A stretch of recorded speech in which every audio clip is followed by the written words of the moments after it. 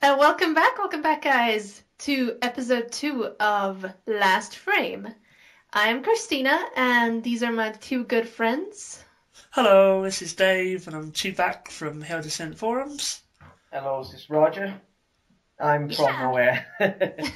You're just sort of there. You're from nowhere, Roger. I'm from nowhere. I draw my own maps. Are you saying that there was a Roger here, but he's gone now? Yeah, there was God. but it's gone now. Okay.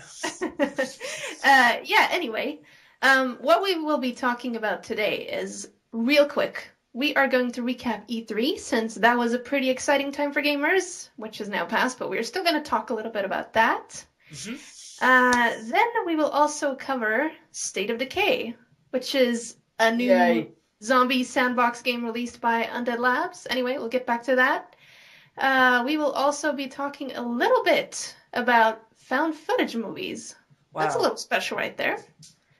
Then the usual, we will talk a little bit about what we're doing, what's going on with us, and last but definitely not least, we will be talking about The Last of Us. And that was kind of not a pun intended, but whatever. But it worked that way. Christina, did you just say that State of Decay was developed by Labs? No, I said Undead Labs. Undead Labs. Sorry. If I said that, I apologize.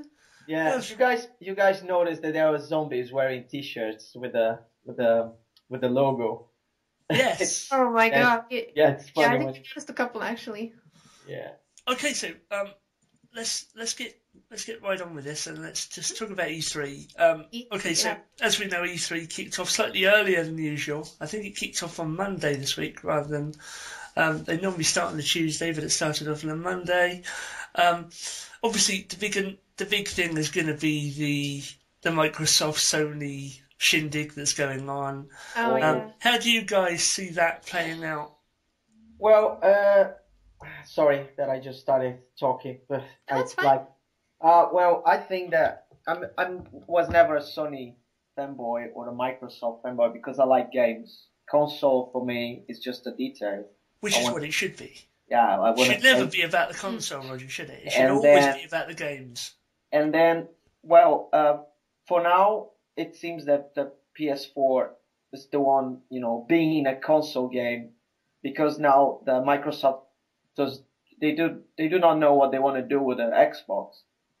If it's a game console, if it's a TV, whatever, and then they want to pack it with a lot of stuff, and gamers just want to focus on gaming, but they're packing it with so much other stuff. The funny thing for me is that they're doing what Sony did in the early beginning of PS3. There was like, okay, it's very expensive, but it's a PlayStation, everybody's gonna buy it. Yeah, exactly, yeah. And now you can't do that. Sony, got slapped when they did that, but Sony learned. So now the PlayStation Plus is really nice to have. It's something that, you got some nice content. You got like free stuff and everything. And the PS4 is showing that he's gonna support gamers. It's not like just because if we only talk about the user games policy, it's ridiculous. Perfect example right there of why PS4 is the advantage. Yeah, then they just did that nice joke. Oh, this is how you share games. That was epic. Yeah, that was epic. Yeah. That was so epic. That's like someone coming up to the Microsoft chief executive and slapping him with a fish. Yeah, or with a really wet fish. A really wet fish. A really, really wet, smelly fish. and then from Chinooka Lake. Oh god. And then is the always online thing, which is they being like really, really obnoxious to the gamers. It's like, oh, you can't rely on your internet connection. I'm sorry. Well, stick with the Xbox 360. Stick with the 360, yeah. What the freak? I've seen that video.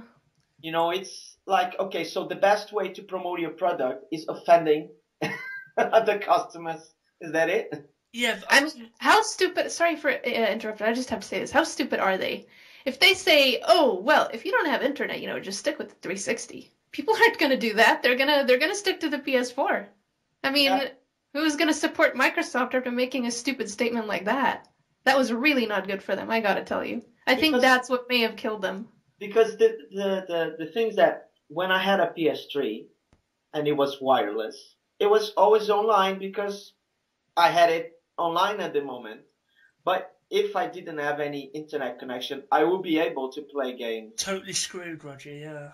What they want is that, okay, you need to connect it like every 24 hours, like a chronic disease.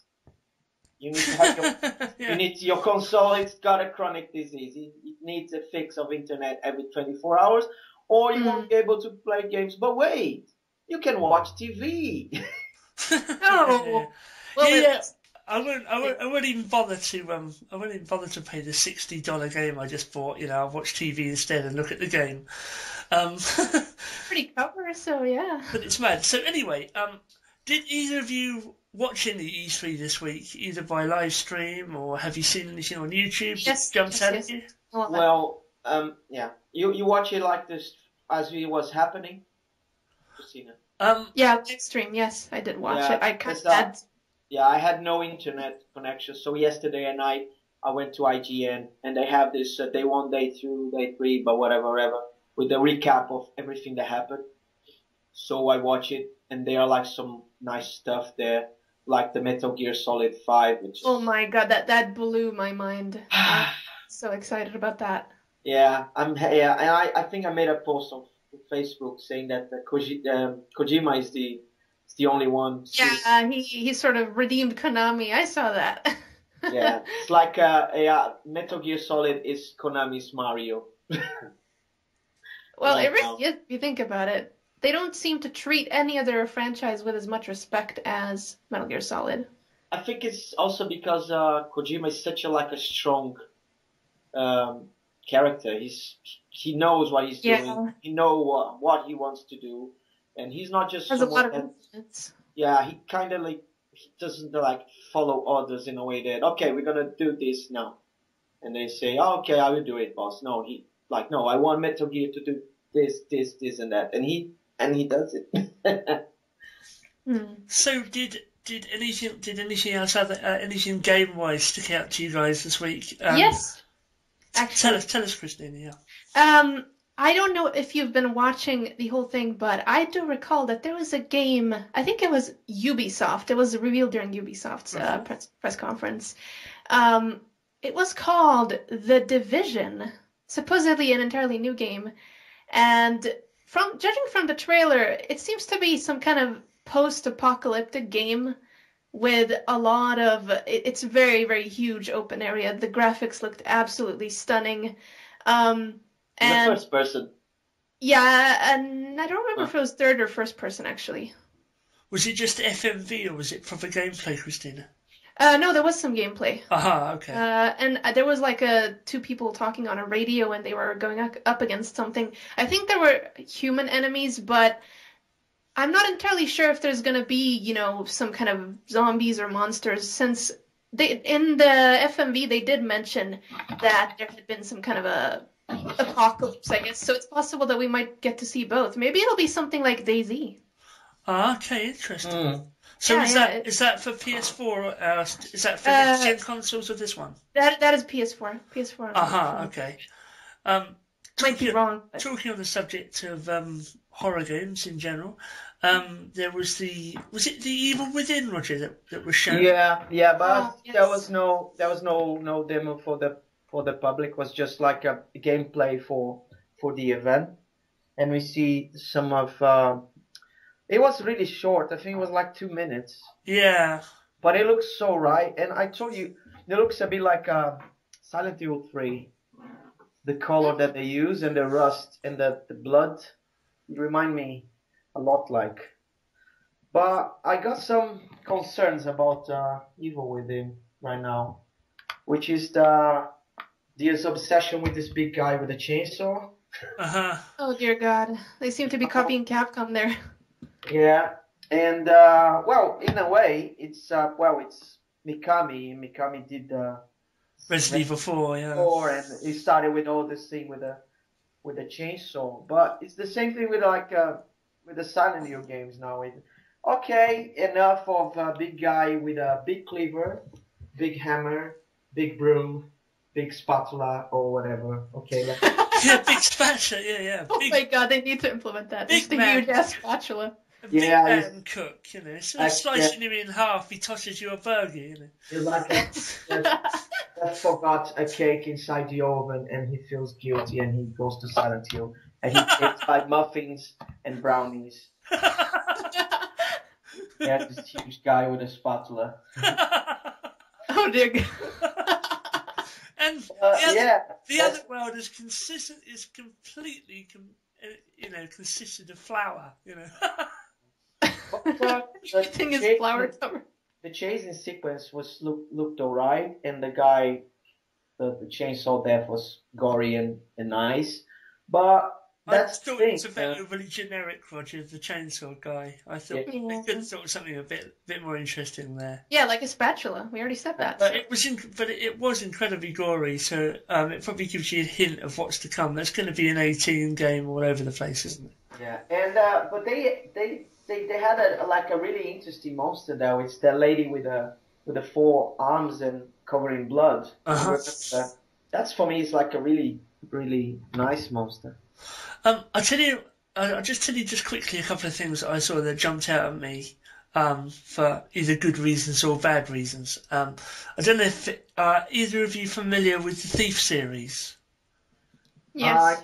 I know it by name. Never played it. Okay. Thief has been the brand new reboot of Thief, I should say, has been in development by Montreal Studios, Ubisoft, for about 3 or 4 years now, I think. And they finally got around to showing some gameplay at E3. It's just been Ubisoft have really had the hood over this, for want of a better word. They haven't wanted to show anything up until E3. They showed some footage at E3. It just looked to me exactly like Dishonored, Roger. And it's like, how much more Dishonored do you have to be? You know, I mean, they need to think of a word that means Dishonored, so they don't get mix sued. Between Dishonored and maybe a little bit Assassin's Creed. Even I don't know. I felt it was a little cliche. Yeah, but you know that's the problem now with. And of course, all the Thief fanboys are going completely. Is that the longer they take to finish the game, to develop a game, the easier it gets outdated. Exactly, Roger, yeah. Graphic-wise and gameplay. So you got the problem now is, if they do it too fast, game full of bugs, they need more time. Yeah. If it takes too long, you get outdated. In graphics and in gameplay and maybe, yes. You know. Yeah, I mean, this, to me, it just, stung of Dishonored. I mean, I love Dishonored, right? But, I don't really want to play Dishonored again under a different name with a company that just basically doesn't have any ideas of their own what to do with a new franchise. Or an old franchise, I should say. Let me just say one thing. Uh-huh. I'm having a huge slice of cheesecake right now. Folks, this is good thing the thief isn't there to steal it. Folks, this is Last Frame, the foodie edition. Okay, if you're not, go away now if you're not interested in horror games. This is the foodie edition. Okay, but yes, I don't know about the Thief game that they showed at E3. I missed that, but yeah, I agree that because Dishonored, it was like really clever because you can tell, they played a lot of BioShock or they play a lot of this and the early games of the Thief games, but that's the thing. Now, when they release the game, people will say the same thing. Oh, it looks like Dishonored. Yeah. Oh, it plays like Dishonored. Okay, so couple of other games that I saw that jumped out at me. Maybe you've got something to say about this one, Christina, which is Ubisoft's Watchdog. Now, I saw quite a lengthy demo today, and it looks like, to be honest, Assassin's Creed within a modern technical world. Even down to the same sort of similar interface. Have you seen anything about this? Honestly, I haven't been watching that, but just from how you're describing it, it sounds a little bit like Remember Me. Yeah, Maybe I'm again, wrong. and Remember Me is another one that's sort of like I was hyped for Remember Me when they announced it. They But showed some. it got like really bad reviews, did it? Yeah, it got some really bad reviews, and I'm glad I saved myself 40 quid there. But sometimes you just have to trust your gut with the game, or even trust IGN, which I is don't know. worse. People are saying different things about it. Some people are really liking it, Maybe but it's I don't know. maybe it's one of those games that's sort of like, chalk and cheese. Maybe it does split the fan base. Who knows? Yeah, just like DMC did. To me, it just seems like there's an overemphasis on button bashing. I can't. I mean, there might be some exploration and some platforming, but the combat just seems to be, how fast can you hit X? I mean, I'll go out and buy one of those speed controllers and I can hit Your X all hands day. get good workout at least. I can go and hit X all day with a speed controller. Okay, anything else either one of you want to say about E3? Anything else that jumped out at you? Not really. I just want to recap real quick. Or not recap, but I want to say one final thing about E3. There was definitely some gems there, and I also want to mention real quick that, since I keep track of Resident Evil, there was something mentioned about Resident Evil for PS4. Yeah, I missed So that. we should expect an announcement pretty soon. They didn't say anything, but But overall, I gotta say, I'm not too, I guess, impressed by E3 as bad as it sounds. I don't know. I'm one of those people that has the opinion that I still think next gen is a little bit too soon, and I'm not going to be getting a PS4 anytime soon. Okay, so Yeah. So yeah. Although it's like much more cheaper than the Xbox was. Well, Okay, yeah, true. 100 quid at least. Yeah. yeah, that's a big difference. Okay, so just one final thing before we wrap this little segment up. Let me just talk about one thing. Go on then. Dead Rising 3. Oh, that's right. Forgot that.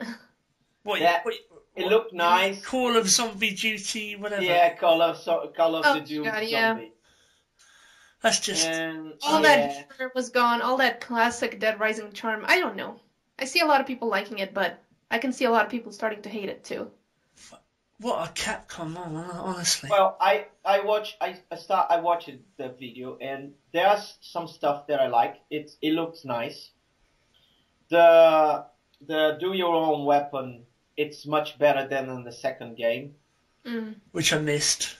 which is like they say, oh, you can use a tape and put this, and that, but you can do it on spot. You need to find a workplace or whatever they call, carry everything there, and then do it there.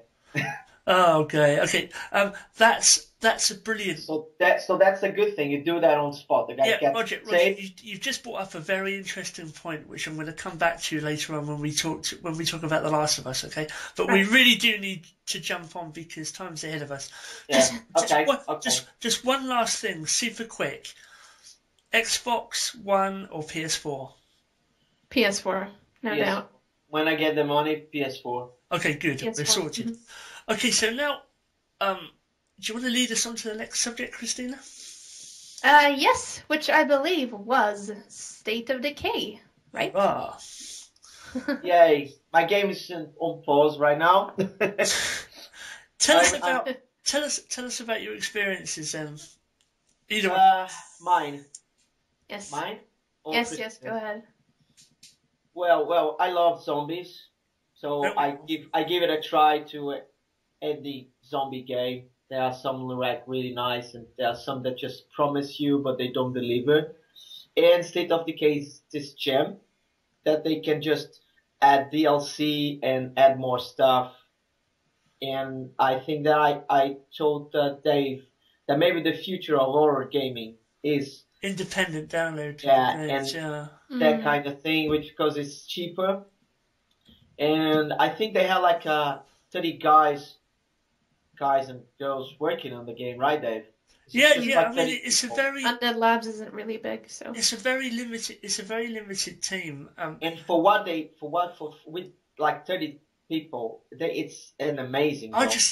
just think it's an astonishing achievement. I can't believe it actually, because you just got, there's a lot of art there, and there's a lot, it's a very deep world as well. I mean, as you get into it, you know, you can see, I mean, you are basically restricted to the one central hub, which is the church, okay, and you can build your community, and it uses the same mechanics as Dead Rising did, you know, whereas, you know, you've got the security room in Dead Rising, didn't you? Yeah. Where you could bring survivors back. Now, but it's not always secure forever. Yeah, I mean, but you need to do some, you know, fix some boards and do some stuff. Or they will get it. Yeah, you can't just have one base. You need to move on. You have to I mean, fortify somewhere else, and it's never quite safe. What it does is it encourages you to immerse yourself in this incredibly rich, deep world, and you find yourself going out looking for hinges and brackets so that you can make a watchtower so someone can snipe the zombies. Mm. Or you go out looking for other resources so that you can make a garden, so you can, you know, so you can have a more stable living environment. Scavenge supplies, medicine. Yeah. It's incredibly deep, and what I like about it a lot, that I didn't like about Dead Rising, is that the people who you survive, who you rescue, aren't completely useless. I mean, how many survivors did you lose trying to escort them back to the security room with Dead Rising? Countless of them. I don't think so far in like 20 hours of playing the game I've lost one survivor, because you know, the AI is capable. Yeah, but also they apparently have personalities. You know, there's maybe someone that used to be an alcoholic. There's maybe someone who used to be in medicine. So they all have different skills. So even if someone is useless, they are good for something else. I like that. Someone is feeling sad, and you go and take someone somewhere to kill some zombies and talk about it. Yeah, nothing. Let's therapy ever. Let's therapy right there. Okay, let's kill some zombies the old-fashioned way, and then you feel better. you know, you just turn up to your doctor's one morning. You say, "Doctor, I'm depressed," right? And the doctor says, "Oh, well, just go and kill a few undead. Yeah. You know, you'll be fine." Yeah, the skull's open. Let's see what happens. Yeah, but the other. Here's a crowbar. You know, off you go. The other thing that I want to point. It's really nice that you think twice before using a gun. Yes. Because that will attract more zombies. And you really are afraid to go scavenging at night. You know, here's the thing, Roger, right? Like, it's not, you think, maybe it's not a good idea go at night. Maybe I'll wait till get daytime. But they need food. They need supply. What should I do? I can use the car because I will attract them. Yeah, what you've got is you've got this day and night cycle, which is basically like, you know, 1 hour to another hour, so an hour of daytime, an hour of nighttime. And like you say, going scavenging at nighttime isn't probably the best idea. I can tell you what, I've rarely felt moments of sheer panic where you turn a corner and there's a herd of about, you know, 20, 30 zombies, and they literally run at you like sprinters. Yeah. And you're in a mad panic to try and find a vehicle. I mean, I'm not crazy on vehicles in cars, but I love them in this. I just want to get a car. And there's not many of them, apparently. The nice touch of bashing a zombie with a car door, like, bam. Yeah, nothing, get off. Get off my motor. Yes. Amazing. But Dave, you play like what? Like you said, 70 an hour, 7 minutes, 70 minutes an hour you played, or you play more than that already? Well, when I first got the game, when I first got the demo, it let me play for 70 minutes. You don't have the full game. I do, yes, I do. Yeah, it does. I got, and then Christina very kindly treated me because I'm nice, I think. So I got the full game, and then I literally played for 14 hours. Oh yeah, you were talking about that. You're like constantly playing. I just played for 14 hours straight because I just wanted to see what happened. The thing is, it's so damn addictive. Yeah, I played from 6 o'clock, 7 p.m. yesterday till 4 a.m. Well, there you go. That tells you. That just tells you everything you need to know. If anyone's undecided about this game and you love zombies and you love an open world, it's a must. It's an absolute must. Mm. And I mean, these smaller companies like Undead Labs, they seem to have something that these bigger companies have lost in terms of zombie games. I don't know, they've just lost the touch, the bigger companies. I think it's also like the expectation and sales and everything. Oh, it's a Capcom game. Oh, it's a they have game. to perform to a certain audience, sell a certain amount of copies. The smaller companies don't really have that pressure. Yeah, you're right about that. It's like if you have a band and people don't know you that well, you can do your new album, chill and do it instead of, oh, it's the next Radiohead album. Oh, it's the next, whatever album. In other words, what you're saying, Roger, is there's probably less pressure and more freedom to be independent. Yeah, and it's not graphically perfect. It's got some frame rate issues, but I don't care. It's damn good, Roger. It does have clipping. It does have some issues, but it's fine. But it's a good thing. It's something that they can, and they probably will, fix with patches. Yes, I think there is supposed to be, if there already hasn't been, I think there's supposed to be like a patch that was supposed to be this weekend. Fabulous. And something else. They will apparently release co-op real soon. Wow. Now, I just need to say this real quick. We're going to be all over that, aren't we, Roger? Oh, yeah, me, you, and Christina. Yes, hell yeah. It's going to be like Zombieland. Yeah, hell yeah. But I just have to say, real quick, State of Decay is supposed to be a part of a bigger project that Undead Labs are working on. They are actually working on a much bigger sandbox MMO that is apparently supposed to come out for the next-gen consoles. So State of Decay is basically just an experiment game. They want to see what people like, what they don't like. I cannot wait to see what those guys do with bigger resources. Yeah. And, up until this point, a console MMO hasn't really been possible, but the next gen will definitely be able to it's going to open a lot of doors, isn't it, for that? Yeah, I mean, I'm not a huge fan of co-op. I've said it in the past, but a game like... a game like this, it's just... A game like State of Decay, I would jump in any time. I mean, you have your friends, they have your back. It's just very realistic. Yeah. Since the game is realistic, the co-op will also be. Yeah, you just want to jump in and lose yourself. Simple as that. The other thing is that they just did what the Walking Dead game was. I mean, the first-person shooter one. They did what that game was not supposed to be. Yeah, they are what they... Survival instinct. I don't know, yeah. It's good in some ways, but... Yeah, I watched some videos and just a regular first-person shooter with zombies, like Pet. Not even Dead Island Pet, which I like Dead Island for what it is. I like it. I have great fun with that island. But, they did it because it's Walking Dead, it's famous show, whatever. But there's no emotional, psychological, whatever in the game. Yeah. It's just bad. And the zombies are really, really dumb. Okay, zombies are dumb, but they are the dumbest zombies.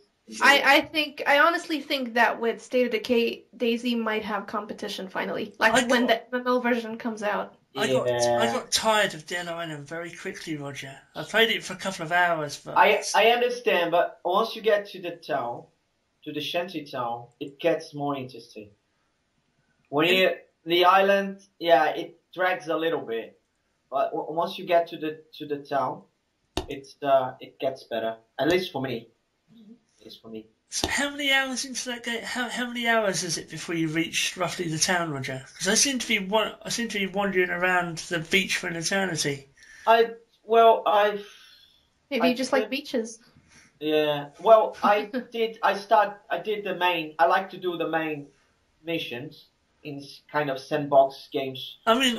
So then I can have the freedom to go around. I mean, Roger, if I was going to spend a day at the beach and I've been told I would have bought my, sunscreen. I would have taken my bucket and spade and my sunscreen, and of course my spatula for zapping the zombies. Yeah. But I think it was around 3-4 hours, or 2.5. Because I walk around. I'm like you. I like to see what's on there and everything. So it took me more than if someone goes straight to the point and try to reach the town. Okay, so just one final thing then on State of Decay. If you could give it. I know it's a bit difficult for you, Christina, because you're only at the very start of the game. Yeah, I haven't had time to play much because I have so much other stuff to do. But if I could rate it, yeah, exactly. So far, honestly, a solid 9 out of 10. Maybe 8.5. Maybe I'm being a little too generous, but no. 8.5, 9-ish out of 10. What would you say, Roger? The same. 8. What, a 9? 9, yeah. Yeah, I mean, I would give because all the issues that I may have with the game is something that they can patch. Yes, absolutely. It's not something. I would say without a doubt that State of Decay is the game that Dead Rising should have been and could have been. Yeah. Right. State of Decay is what so many zombie games should have and could have been. I mean, if you took away the comedic everybody likes the comedic elements of Dead Rising. I mean, I love, there's nothing I enjoy better than shoving a shower head into a zombie's head and watching the fountain, right? I mean, putting buckets on their heads and letting them wander. I am there, and traffic cones, traffic cones and zombies. That's two things that belong together, right? Traffic cones and zombies. I'm there, right? Yes. But if you're talking about a serious zombie survival game, right? State of Decay is, it's there. It's top of the list. Yeah. So yeah, okay, I think we're done on that one. Yes. So what's next? Next is, I believe, the short segment on found footage movies. Okay, so. Aha, right, okay. Right. As we all know, last week, the found footage movie VHS 2 was released. I know you saw that already, Roger. I was just wondering what you guys think, and just let me talk for a second here. What you guys think the fascination is with the found footage genre, because it strikes me as one of the longest running film genres in the history of cinema. It's run practically concurrently since go back to the 80s, because something like Cannibal Holocaust, I think, or something like that, was technically the first found footage movie. Yeah. What do you think the fascination is with watching these things? Do you think it's because it's from the first person perspective a lot of the time, that you're seeing events unfolding on the screen from the person filming? I think so, yeah. But and I also think... Yeah, go ahead. I'm sorry. One at a time, please. Otherwise, we shall hit you with a spatula. Like personal experience for me is there that's the thing you said, because in the other movies you're watching someone going through that situations, but in this kind of found footage it's like playing the game in a way. You are the person there having to deal with the killer. I mean, Roger, if you look at something like Wreck, Roger, right? Wreck, the first one especially. I mean, can you imagine the potential for that for a video game? Yeah. I mean, just literally just the way that the camera moves and... You watched the second one? Yes, I've seen both of them, right? And the third one is horrible, but, well, they can't erase the first and the second. They're masterpieces. Absolutely amazing.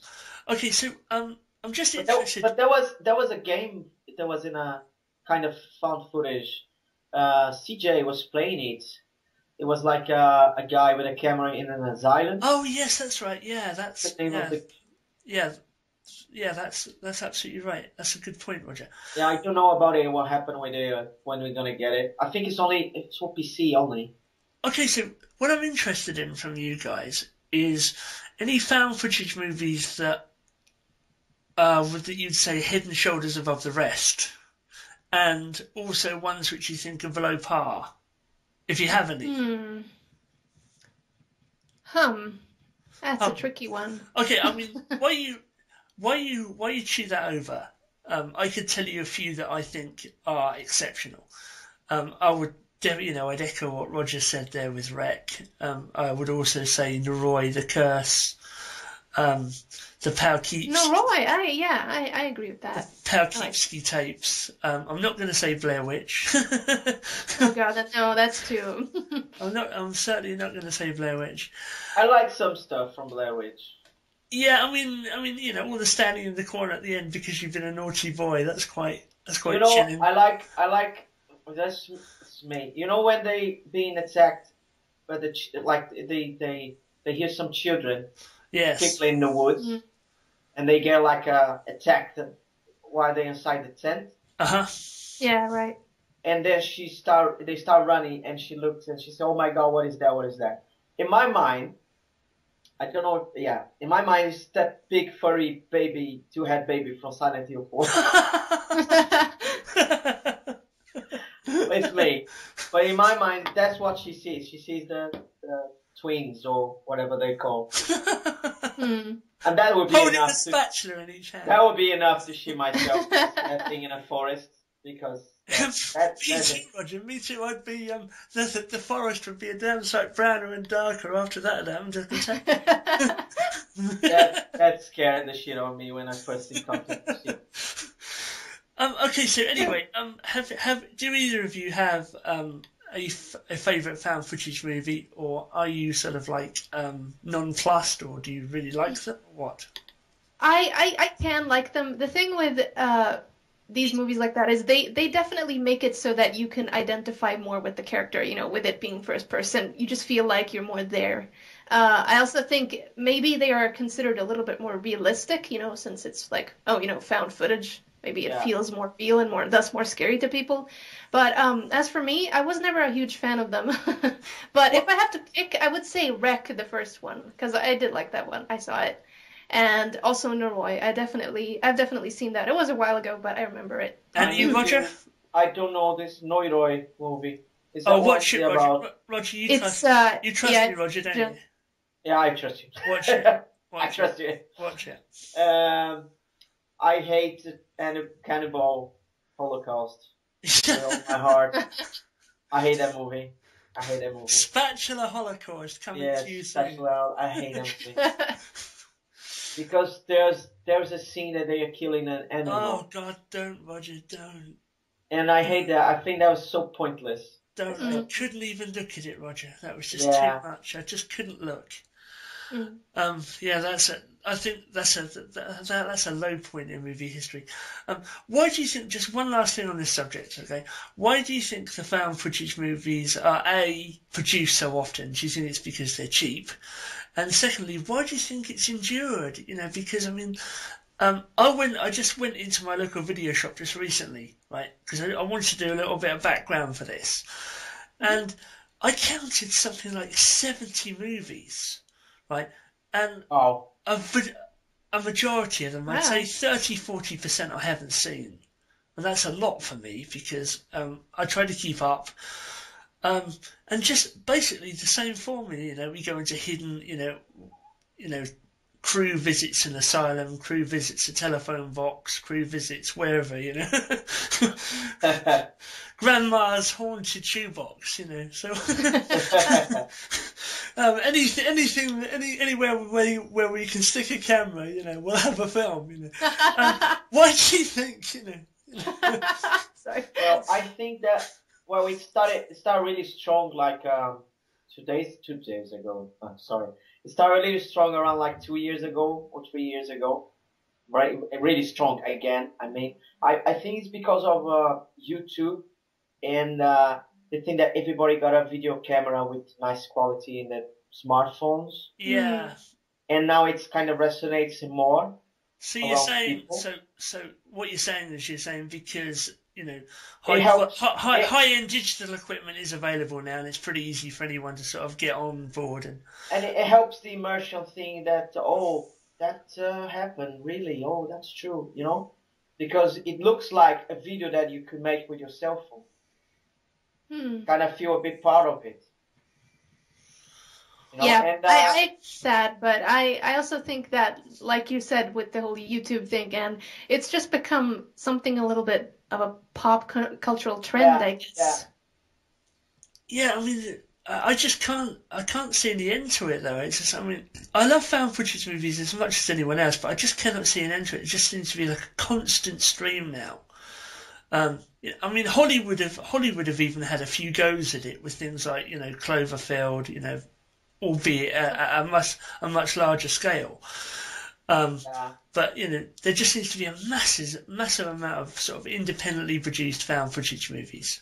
And it's just something I just can't see an end to. It would be nice if it could sort of slow down a little bit. I mean, I am a big fan of things like, the first two VHS movies because I think there's a lot of imagination in them. But just, how many more lots... just feels like an 80s movie. I mean, how many more Lost Asylums can we explore? How many haunted graveyards can we go around? And I probably just think it's about time for a rest on them. We're gonna have to find another genre, I guess, like haunted kitchens with like flying spatulas. Yeah. Haunted cheesecakes. Oh God. Okay, so now we come on to Silent Hill 8, The Restless Cookie. Now we come on to, I believe, Christina, correct me if I'm wrong, I think we come on to what are we currently playing? So yes. Do you want to go first, Christina? You've been a little bit quiet. Yeah, I have we're going to talk a little bit about that as usual. I haven't really been playing all that much new stuff. I just want to say real quick before I mention what I have been playing. I have recently, gotta say a lot. I recently gotten involved with Rely on Horror. I have actually started writing news articles for them and helping out. And, high five, Roger. Yeah. High five. And I'm just really excited to be working with them. It's all still new, but I feel like I'm getting a hold of things. So if anyone from Rely on Horror is listening, thank you so much, guys. You are awesome. And if anyone is not following Rely on Horror, please be sure to do so. Thank you. I have a lot of opportunities open to me now. I've always wanted to get involved with the gaming industry a bit more seriously. I mean, maybe I'll even be able to go to like conventions and maybe cover some news. That would be amazing. Well, here's the thing, Christina. If you can make your way over to Eurogamer, you know that you'll have at least two companions, because me and Roger would be there for shot. I'm going to do my best. I really am. That would be phenomenal. Okay, so just walk me through then what you're playing at the moment, Christina. Same stuff as usual, because it takes me a while to get through games for some reason, capping, recording, rendering. Revelations as usual, DMC, the same old. But I've also finished Tomb Raider. I actually finished that yesterday. I played that off screen. The reason why it took me so long is because I've been doing like 100% completion, all GPS catches, all relics, all documents, everything, all challenges. So I finally have that done, Yeah, that sounds like a game with an absolute crap ton of content and reason to backtrack. Yeah, definitely. We talked about that last episode. Roger can fill me in here. Yeah, I finished, but not 100% because I was rushing to BioShock. It's just the last one I'm playing, which is gorgeous and it's awesome. And but yeah, I plan to get back to the game to finish 100% and getting everything. I really like the game. There's some set pieces of burning houses, running, and really really nice. It looks gorgeous, I have to say. Game. Yeah, no, it is. And for the first time, I could relate with Lara as a character. Absolutely. Not as this cocky, big boobed lady. Absolutely. Because I didn't like that because she wasn't a strong female character. She was made for boys, for teenage boys. Exactly, yeah. And I felt it was a bit offensive to women, to be honest. And but now she's redeemed for me. She's a character that I like, and I can't wait for the next game. It's hinted at the end of the because she's like, no, I'm not going to say it. Never mind. In case anyone hasn't completed it, which Dave hasn't. I really like it. And the way that you got the guns and you do the updates and you can, okay, I'm gonna use what this and that. And I just, for me, the bow is the primary weapon, and I had some of the machine guns just in case of things get too hectic, because it does get hectic. Just one question, guys, with this, because I mean it's one game that I'm yet to pick up. What is the emphasis on? What is the emphasis on combat here? Is combat encouraged, or are you encouraged to be stealthy? Yeah. I mean, sometimes you have to fight no matter what, because you get caught. Sometimes you can sneak through, but ultimately you want to kill as many people as possible because you do get salvage from them. You do get gun parts. You get supplies for killing them, basically. Okay. And plus, if you kill them, you can, freely collect all the items in the area. You don't have to worry about being spotted. So. Oh, okay. Okay, got you. Yeah, I always go with a silent, arrow shot. Yeah, I mean, to me, I just don't particularly like it when a developer just says, you have to play it this way. You can play it this way if you want to, but we're going to penalise you for it. So choice is nice, if you can be stealthy, you can be combative, that's fine. As she said, there are moments that you really have to fight and go guns blazing, but they are very few. And it's just, it happens, but it's not like a... And she's like, "Oh, you bastards! I'm gonna take you down," so you really get like a kick out of it. Yeah. So it is after a while. She's really charming. She's really grown on me. She's such a sweetheart. So just quickly, because the clock is against us today. Yeah. Let me just say one thing about this. The counterattacks, they were one of the coolest that I saw in a video game. Oh, really? Yeah, because you start updating her skills. You start updating her skills, and if you shoot a guy in the knee, and you can do a counterattack and kill him with one blow. Oh wow! And you can use the pickaxe, right? Oh, nice. Yeah, that's and right. an arrow, and you can choose what kind of. Yeah, basically different weapons. It will be whatever gun or weapon you have out at the time.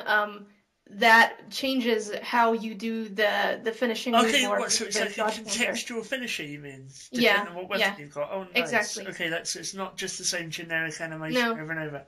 That's nice. Okay, so just quickly, what else are the two of you playing? Nothing. I'm done.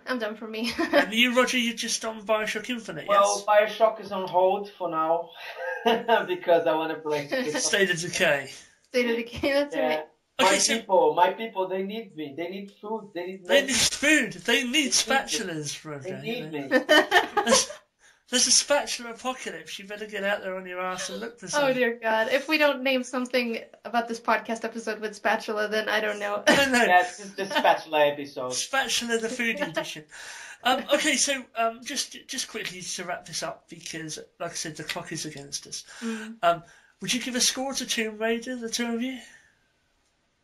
9.5. I feel like a little too generous today, but yeah, I have to give it that. Oh, universal praise for this. That's worthy of a trumpet. No, I like it.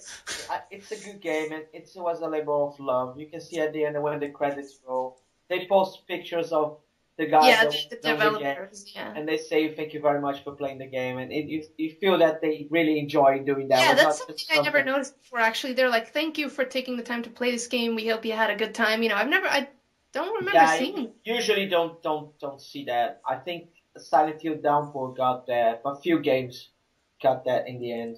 And you feel that they did it not just let's do another Tomb Raider game. No, they did it like let's do something really nice. Always a nice touch at the end. Okay, so talking of endings and talking of things being last, okay, we are now on to The Last of Us. Yes. Which is the last thing that only you that we'll talk. The last of The Last of Us. This is the thing that I've been pretty much waiting for since I saw, I don't know, a 5-minute clip of gameplay or something. And as you both know, it launched on Universal release as well on Friday. Yes. Now, I know about the game, and I've played the game, and I think it's basically, it's the game that defines this generation, in my opinion.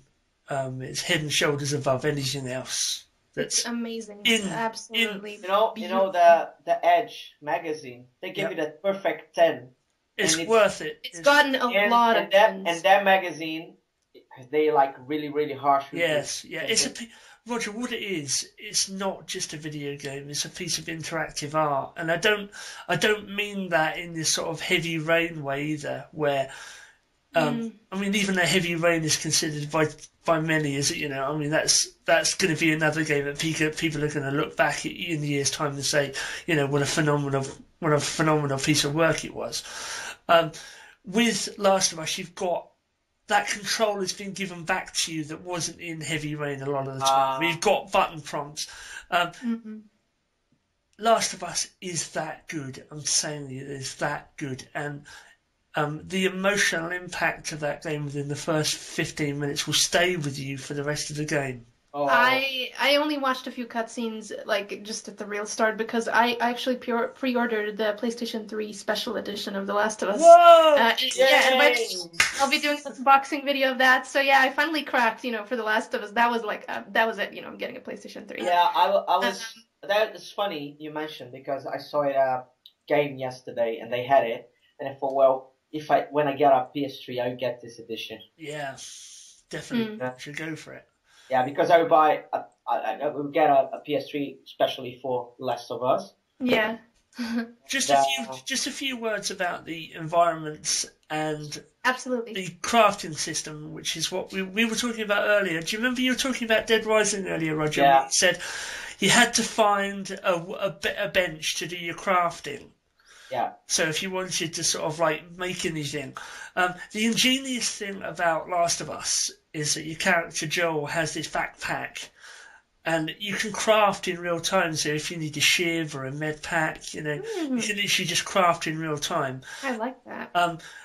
The downside to that is, these zombies, they're not going to sit there and fold their arms and read the paper while you do it, Yeah, okay, come on. Hurry up. I need to kill you. Come on, hurry up. Excuse me, just have this piece of... just a real quick question. Does the single player have co-op? Or not the single player, the campaign? No, it is totally, okay. Totally a single player component. Okay. But there is multiplayer, I know that. You've got a multiplayer, right?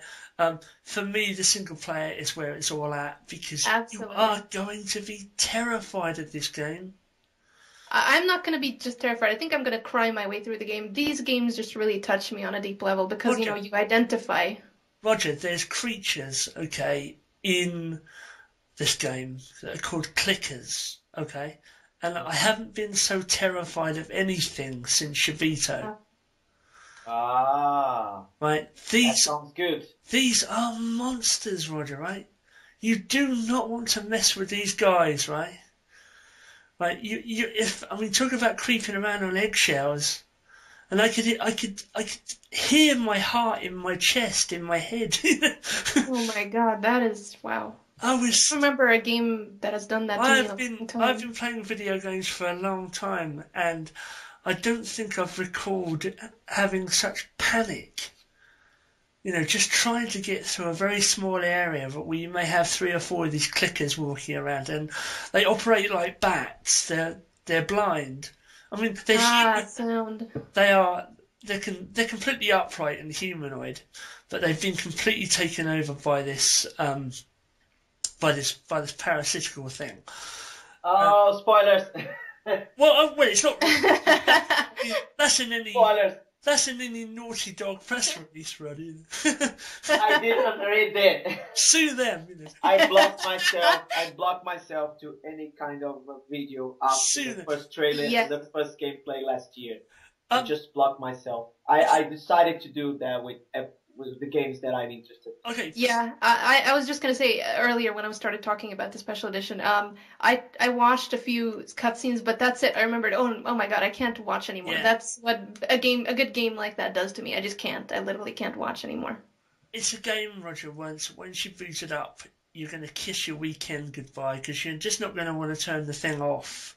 And it's a long game as well. I've been playing for about 6-7 hours now, and I'm at about 40%.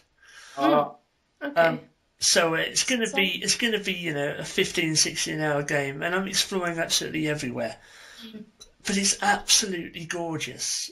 In fact, I had a family member here recently, and it was on the screen for the first few minutes, and they couldn't believe it was a video game. They were sat away back from the screen, and they just turned around and said, "Is that really a video game?" Because the way the characters move, they've got real weight. And the combat's got real weight as well. Just wait till you hit something over their head with a crowbar. Astonishing game, and worthy of buying a PS3 for in of itself. Worth every. As is evident by what I did, just saying. Yeah, you just did it.